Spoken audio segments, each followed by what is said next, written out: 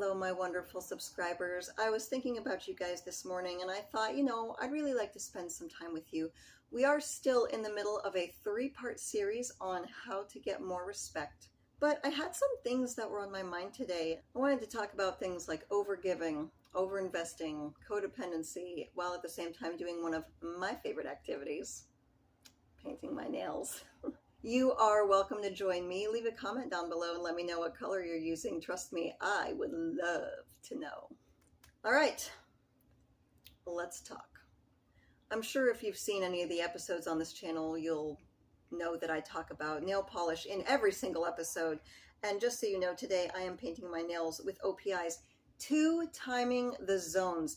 This is my all-time favorite pink because it goes with everything, everything. I have yet to find an outfit that I put on and this color, this pink, just didn't go well with. This is probably going to be the very first time I have to buy a second bottle of the same color.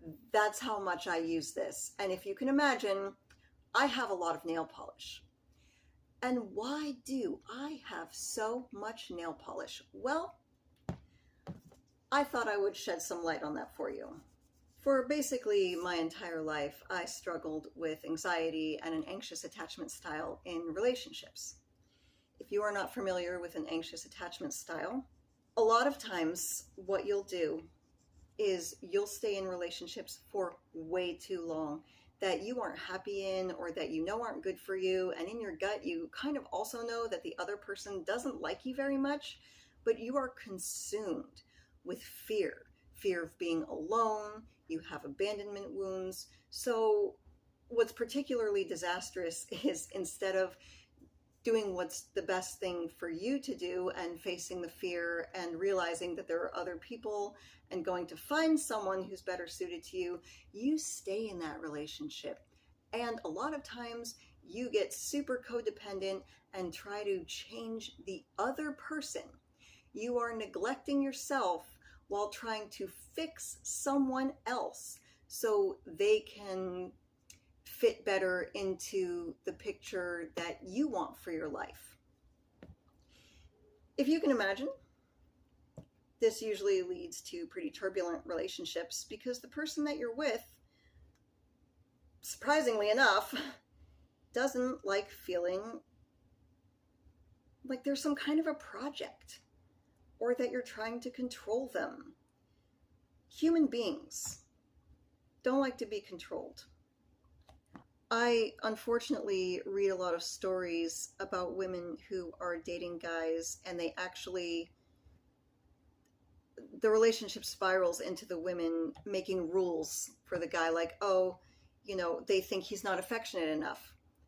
And instead of finding a guy who is more affectionate, they'll start making guidelines for the relationship, and they'll say, it's now a rule that you have to hug me at least once every time you see me. I mean, people do this, and it sounds kind of crazy when you talk about it, but I've done this before. I had a guy who, it would upset me because he would never compliment me when we went out on dates. And instead of trying to be fun and carefree and inspire him to give me compliments, I started nagging him about it and telling him I wish he would compliment me more. And do you know what he told me? A couple of months later, he said that he started purposefully not complimenting me because I badgered him about it so much. People don't like being controlled. That relationship was a great example of something that I was overinvesting in. I was giving him rides to and from work. I was buying him gifts. I was packing him healthy lunches because he was getting fast food for work every day, and I cared about his health and I thought he should be eating healthier meals. So I would swing by the store on my way home from work and make him a lunch and put it in a lunchbox and give it to him every day. Now, did he enjoy these things? Oh, I'm sure he did. Did he give any of these things back? No. I didn't even require him to. That was a big part of the problem. I wasn't leaning back and letting him step up for me. You know what? If I was unhappy with the fact that he didn't give me compliments when we went out together, I should have showed him that by maybe bringing it up once, but probably mainly sort of taking some space and saying, hey, this guy's kind of rude. Because I think most gentlemen, if a woman has gone through the trouble of looking dazzling on a date, would at least say, you look great. Comment if I'm wrong, but I'm pretty sure that I'm not. I think that's a pretty basic thing that, as women, we can expect from the men that we're dating. But yeah, I tried to turn him into someone healthier and tried to turn him into someone who knew to compliment girls on dates and tried to turn him into someone that he just wasn't. And the relationship was making me crazy because I kept giving and giving and giving and wasn't getting anything back. And I should have just left. But I didn't. I just kept pushing and pushing and pushing. You will push people straight out of your life. And you know what's the worst part about that? They could have treated you like a knucklehead the entire time you were together, and they end up leaving you because they can't stand you anymore. Isn't that the most embarrassing part about it? They treated you like a jerk the entire time, but they left you. And this is what happens too often in anxious relationships. I watched someone explain codependency in a really clear way that has always stuck with me. Codependency is chronic self-neglect. And that really hit home with me. I started being able to identify that in myself. And I also started being able to identify it in other people. I've known really anxious people, and their house looks like a tornado went through it.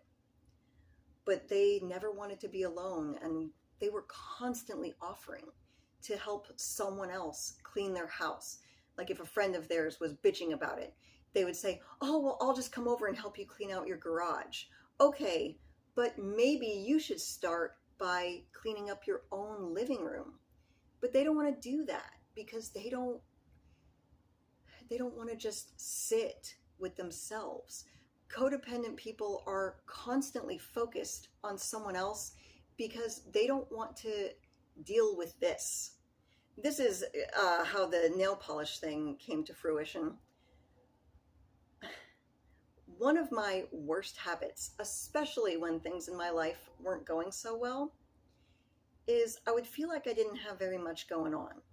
And what I would do is get up in the morning and sort of ruminate on things. If you are someone who suffers from overanalyzing, overthinking, anxiety, you probably know what it feels like to sit on your couch for a couple of hours and blow up a scenario in your head that does not exist, or get so anxious that you end up texting someone who has never treated you very kindly. Maybe this was an ex or a guy that you're dating.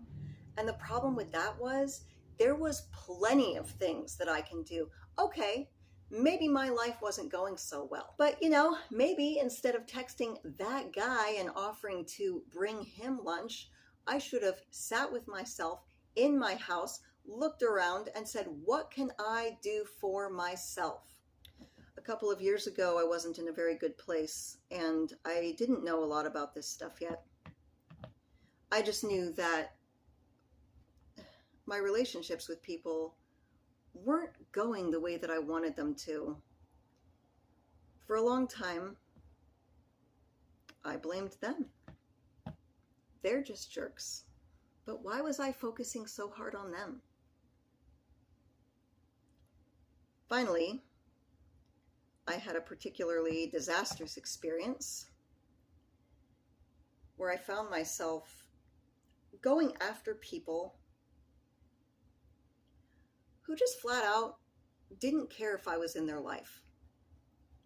And even though I was the only one texting, and I was the only one initiating, and I was the only one making plans, I would not let myself just admit they don't want to hang out. It's hard for us to accept that sometimes people just are not into us. This does become particularly dangerous if things in our life aren't going so hot, because of course we don't want to hang out in our own life. What can we find in other people that we can make a project so we don't have to look at our life too hard? It doesn't work. It's an investment that will not pay dividends, and other people will lose respect for you because they're really giving you every signal that they're not that interested in you, but for some reason you just keep hanging around. And I wasn't sure why all of my relationships were failing, but I did know that I was the common denominator. I started to really learn about attachment styles and realized that if you are coming at people, they really have nowhere to go except to back away. What I started doing, instead of doing what I would normally do, which was get up, ruminate, and then anxiety text, or try to solve a problem for someone else, I just started sitting at my kitchen table and painting my nails to match my outfit that day. Painting my nails symbolized me doing something for myself instead of trying to get my validation and fears soothed by reaching out to people who don't deserve it, who didn't want it, who probably didn't even want to open the text messages at that point. I also struggled with an anxious habit of biting my nails my entire life.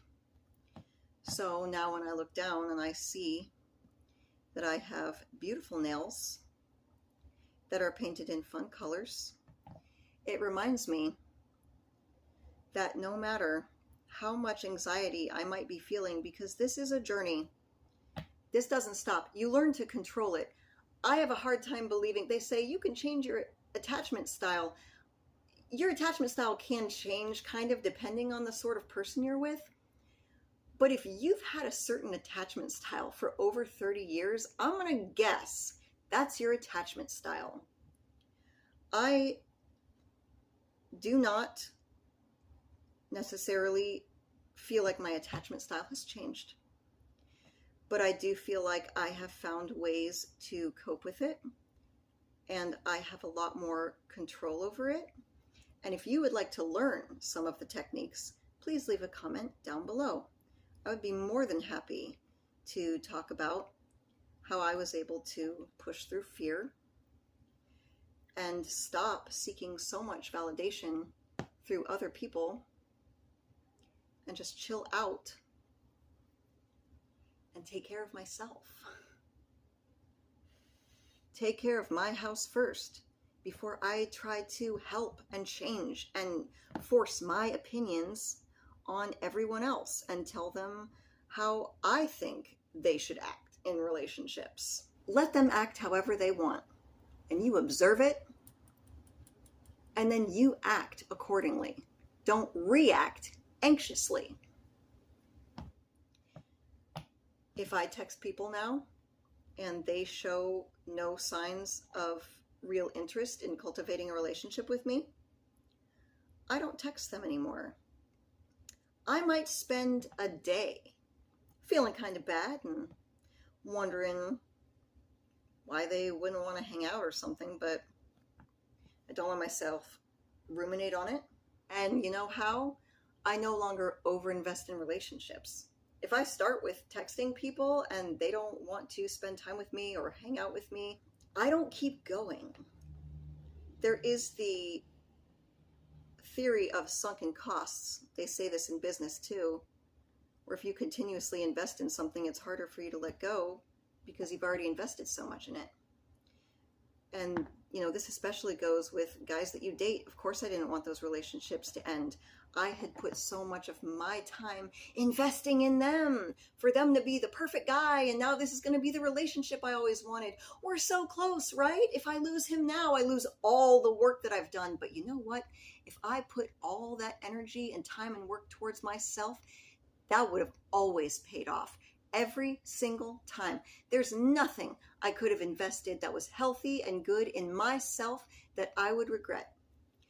I regret things that I have done for guys who obviously didn't care, who ended up breaking up with me anyway, but I'll never, never regret one day I went to the gym. I'm not talking about being selfish.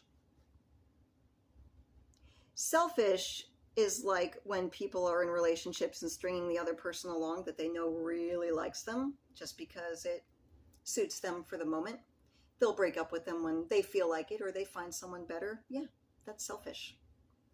Taking care of yourself is never selfish.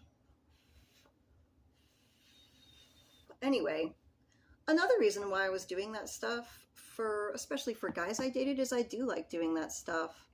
I like serving other people. I mean, who doesn't? There's a reason why volunteering makes you feel so good. But I totally stopped doing it for anybody that I was just casually dating who hadn't proven that they were willing to invest the same thing as me. I do it with my significant other now because he has stuck around. He didn't dip out the first time something hard in life hit. We made an active decision to have a child together. I mean, basically, he's making a 20-year commitment to me. When my car breaks down, he's my first call because he will be there 100%. No questions asked. He's the kind of person that has proven that he respects you. He has stuck with you. So if he wants food, I'll make him some.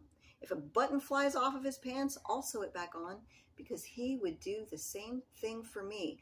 Those are the kind of people that you invest in. Those are the kind of people that you do favors for and give of yourself.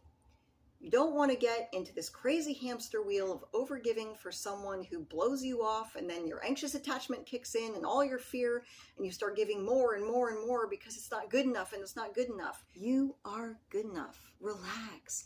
Paint your nails. Do something that benefits you. You don't have to start some grand hobby. Start small. But make sure that it's for you. Thank you for doing my nails with me today. If you haven't yet, go ahead and hit the notification bell because this week I'm coming out with part 3 of my Get More Respect series. Well, I will let you know the #1 thing I feel will get you more respect from everyone in your life. As always, I'm Maria Adriana. You did not have to live my life, but I certainly hope you could learn something from it. Thank you for visiting The Other Half.